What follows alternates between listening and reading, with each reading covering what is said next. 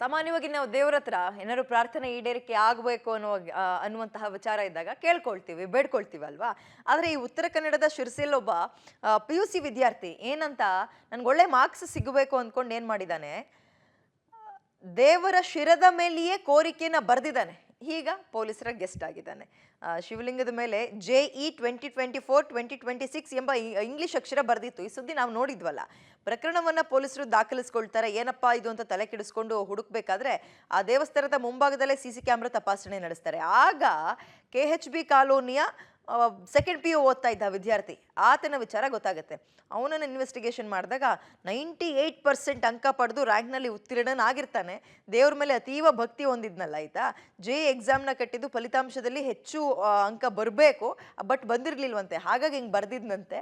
ಇದೀಗ ಪೊಲೀಸರು ಪ್ರಕರಣವನ್ನು ಫೈನಲಿ ಭೇದಿಸಿದ್ದಾರೆ. ಬೇರೆ ಏನೂ ಅಲ್ಲ, ಯಾವುದೋ ಹುಡುಗ ಮಾರ್ಕ್ಸ್ ಚೆನ್ನಾಗಿ ಬರಲಿ ಅಂತ ದೇವ್ರ ಮೈ ಮೇಲೆಲ್ಲ ಬರ್ದಿದ್ದಾನೆ. ಎಷ್ಟು ವರ್ಷದಿಂದ ದೇವಸ್ಥಾನ ಸೇವೆ ಮಾಡ್ತಾ ಇದ್ದೀರಿ? ಇದು ಹೆಂಗೆ ಗೊತ್ತಾಯ್ತು ನಿಮಗೆ? ನಾನು 10:55ಕ್ಕೆ ಬಂದೆ ಬೆಳಗ್ಗೆ. ಇಲ್ಲಿ ಪೂಜೆಗೆ ಚಾವಿ ತೆಗೆದೆ. ಮೊದಲನೇ ಗಣಪತಿ ಇದು ಅಮ್ಮನವ್ರಿಗೆ ಚಾವಿ ತೆಗೆದೆ, ಆನಂತರ ಗಣಪತಿ ಚಾವಿ ತೆಗೆದ.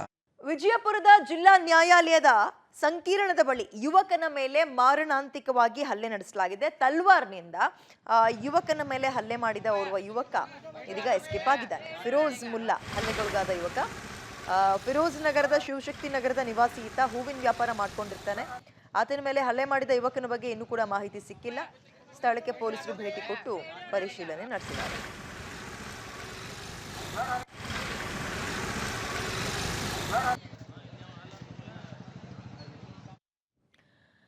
ಕೇಂದ್ರದ ವಿರುದ್ಧ ಅನುದಾನದ ವಿಚಾರದಲ್ಲಿ ನಮಗೆ ತಾರತಮ್ಯ ಮಾಡ್ತಾ ಇದ್ದಾರೆ, ಹಾಗಾಗಿ ನಮಗೆ ಅಸಮಾಧಾನ ಇದೆ ಅಂತ ಡೆಲ್ಲಿ ಚಲೋವನ್ನ ಕಾಂಗ್ರೆಸ್ ಹಮ್ಮಿಕೊಂಡಿದೆ ರಾಜ್ಯದಿಂದ. ಯಾವತ್ತಪ್ಪ ಅಂದ್ರೆ 7ನೇ ತಾರೀಕು ರಾಜ್ಯದ ಎಲ್ಲಾ ಸಚಿವರು, ಶಾಸಕರು, CM ಸೇರಿದಂತೆ ಪ್ರತಿಭಟನೆಗೆ ಸಿದ್ಧತೆಗಳಾಗಿದೆ.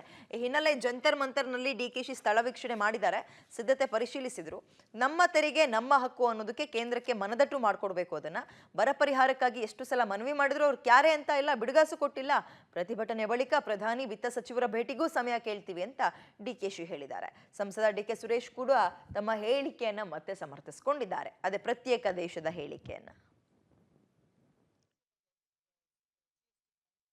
ಕಾರ್ಯಕ್ರಮದ ಜಾಗ, ಪರ್ಮಿಷನ್ಸು ಮತ್ತೆಲ್ಲ ನೋಡಬೇಕಾದ ನಮ್ಮ ಜವಾಬ್ದಾರಿ. ಸೊ ಸರ್ಕಾರದ ಪರವಾಗಿ ಇದು ಸರ್ಕಾರದ ಹೋರಾಟ, ಕಾಂಗ್ರೆಸ್ಗೂ BJPಗೂ ಸಂಬಂಧ ಇಲ್ಲ. ಇದು ಸರ್ಕಾರದ ಹೋರಾಟ. ಸರ್ಕಾರಕ್ಕೆ ಆಗ್ತಾ ಇರುವಂತಹ ಅನ್ಯಾಯದ ಬಗ್ಗೆ ನಾವು ಕೇಂದ್ರ ಸರ್ಕಾರ ಗಮನ ಸೆಳೀಬೇಕು.